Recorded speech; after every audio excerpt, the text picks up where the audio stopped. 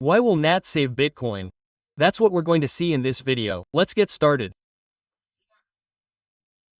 Well, I guess you don't know this, but Bitcoin is in danger, and it's a danger that is relatively short-lived and very real.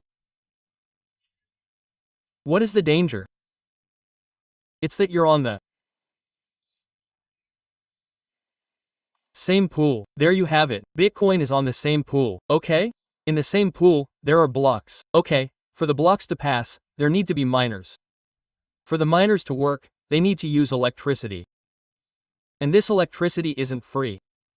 It's expensive, and it's even getting more and more expensive. There's the concept of laying. What is it? It's that we constantly increase the difficulty and, above all, we reduce the rewards by half every 4 years or so. Now, if we reduce the rewards by half every 4 years and the difficulty continues to increase, what does that mean? That means that mining blocks will cost more and more and the rewards will decrease. Okay, Bitcoin is increasing in value, but will it go to 200,000? Maybe it has gone to 500,000, maybe it has gone to 1 million, 2 million, 3 million, okay. But at some point, there will be a turning point where mining Bitcoins will cost more than the rewards associated with them.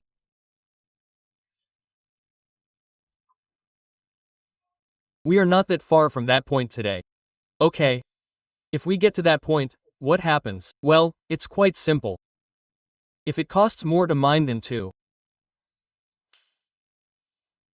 If it costs more to mine to get that Bitcoin, we simply stop mining. Okay, if we stop mining, what happens? There are no more blocks. If there are no more blocks, the blockchain stops working. There is no more security, nothing happens anymore, Bitcoin is dead. Or possibly also a state, a centralized entity takes control of mining. It is the one that manages absolutely all mining. Bitcoin becomes absolutely totally decentralized. Well, totally centralized precisely. Okay. It's a real problem. It's not a joke or anything. It's a real problem. It's a real threat. And all the guys who say, yeah, Bitcoin is going to reach 1 million, 100 million, whatever. Well, that problem exists. Okay. And it's important, it's not a small problem.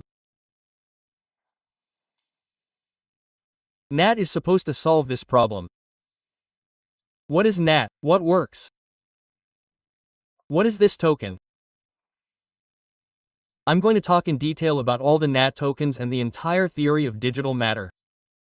In this video, we're mainly going to talk about NAT. I'm going to have to talk a little bit about the rest, but the goal of this video today, and today alone, is really NAT.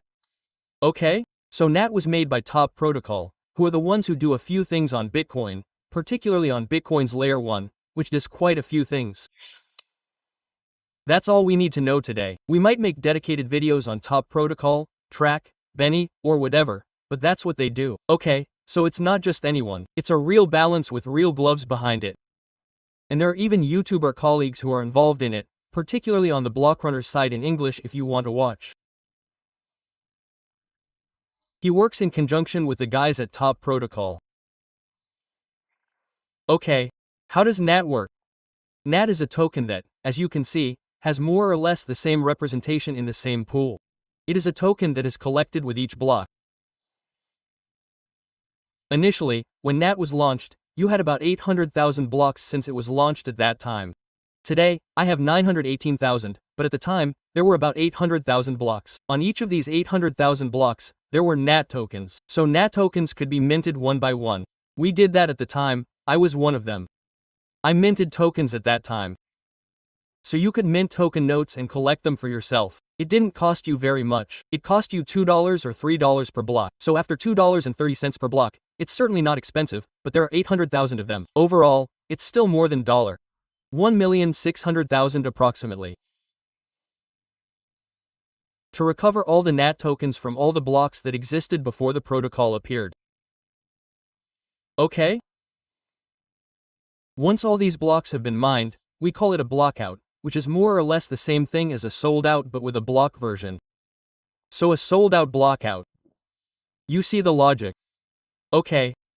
Once we have all these blocks that have been mined, we arrive at the new one. And so the new blocks on which there are NATs, so on each of the blocks, there are NAT tokens. And well, they are recovered by the miners.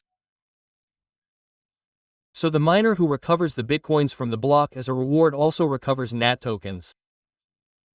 Okay, so for example, 37 minutes ago, since it was the block, we can see it's the same thing and it's logical that it's the same. Well, there was no update, but here it was the same. Indeed, 37 minutes ago. I imagine that if I update myself, maybe that's the case. You can see clearly that 2 minutes ago via Bitcoin, 37 minutes ago USA was founded. Via Bitcoin, USA was founded. Splitter USA was founded. You can see clearly that we are taking the same thing. Okay. And well, these miners. So these are the miners who are behind. So this is the miner who recovered the block. So he will recover the reward in Bitcoin. So via Bitcoin here, he recovered his small reward. In this case, he recovered a nice 39,786 Bitcoin in total. And on this block, I don't know if we only have the reward on this block, but I imagine so. Subsidy plus fees 3.18 Bitcoin. There you go. So here, I imagine it's the same. 348 is 3 Bitcoins plus all the transaction fees on the block.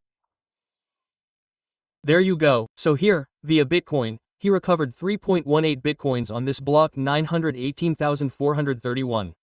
And also on top of that, in addition to these 3.18 Bitcoins, he also recovered 385,998,260. NAT. Okay? So in fact, it's going to be a currency that can be recovered and which is also a bonus compared to what can be recovered by default, and which means that we have additional tokens that support the Bitcoin economy. If today you recover $300,000 worth of Bitcoins but it costs you $400,000, you're not profitable. On the other hand, if you recover 300,000 Bitcoins plus 200,000 notes, well, that's okay. That's good, and that works. And here we can continue, and here we can go further. And so that's the basic concept of notes. It's there. It helps support the Bitcoin economy and therefore encourages miners to continue mining. Which is fundamental. Which is fundamental in this case. We are on a token, which is quite rare and is far from being a shitcoin, so to speak. It is one, but it is one with a very real utility and one of the most important utilities of all of crypto. Okay. A small important point. NATs do not have a fixed value. Well, in this case, yes, but in any case NATs do not have a fixed value. The number of NAT tokens is associated with the difficulty of the block. Well, that's why it's the same here.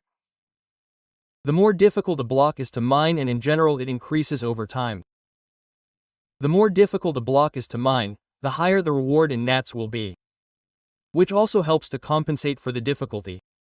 So the more difficulty there is, the more tokens you get. So that's also extremely interesting. And so, it's not a fixed value, it's a variable value. Last point, and this is the one that puts people off the most, is that if there are new NAT tokens that are minted with each block, it means that the supply of NAT increases with each block, and that is indeed the case. You have a token that is inflationary and that increases over time. Just like Bitcoin, by the way, we tend to forget this, but Bitcoin is also inflationary. With each block, 3 new Bitcoins are created. Bitcoin is inflationary. If Bitcoin wasn't inflationary, there wouldn't be a Bitcoin economy, since people wouldn't have any rewards for mining Bitcoin, and so we wouldn't get by. So, right now, we're seeing the whole trend of buy back and burn, deflationary supply. Yeah, that's great. But for the master token, for the real one, for the original, for housing, well, it's inflationary. There you go. Sure, slightly inflationary, but inflationary. With a super definite, whatever you want. It's still inflationary, and we need this inflation. There you go. So it goes a bit against current discourse, but nevertheless it is indeed the case. Okay. I think it's taken from the concept of NAT. Well, NAT is associated with a whole concept called DMT, digital matter theory in English and digital matter theory in French. We don't need to go into detail here. No, we don't need to go into detail here. It's simply in relation to DAT, okay?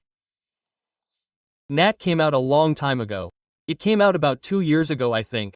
So it came out a long time ago. There was a lot of hype when it started. It worked very well, and then no one cared. There was really nothing more. What triggers a new bull run? So we are very far from the bull run that was still anticipated, but what triggers a new bull run on the NAT side? Well, it's that there are miners, so people who are going to recover the NAT supply just by mining Bitcoin who have sold NAT. So in fact, that validated this model of saying that there are going to be miners who are going to be rewarded and who are going to be able to sell new tokens. And well, that was the case. That's it. We've reached this point where miners have actually sold NAT supply. So that's extremely interesting, and as you can see, you can't buy notes and how it works. NATs are not purchased on Magic Eden, which is quite rare, and that's why we're not going to Magic Eden today. They are mostly purchased on a site called Ordinal's Wallet, which, as a little anecdote, is the very first site to have offered ordinals for sale. It wasn't Magic Eden, it wasn't just any other site, it was Ordinal's Wallet. It was the very first one, with the first tokens, the first ones purchased, which were called Space PPs, which you should be able to see somewhere. That's not the question here, but there you have it. So, at the very beginning, it was Space PPs, and it was them with Space PPs that were selling for around 0.005, 0.009 Bitcoin. Okay, as you can see, sistery, there are only notes. There are absolutely only notes. There is absolutely there is a track in the middle that is hidden, but otherwise there is absolutely only NAT that is selling. And we can see that there is still a bit of hype because there is some GIB there. There is a bitmap there, but otherwise there is only NAT.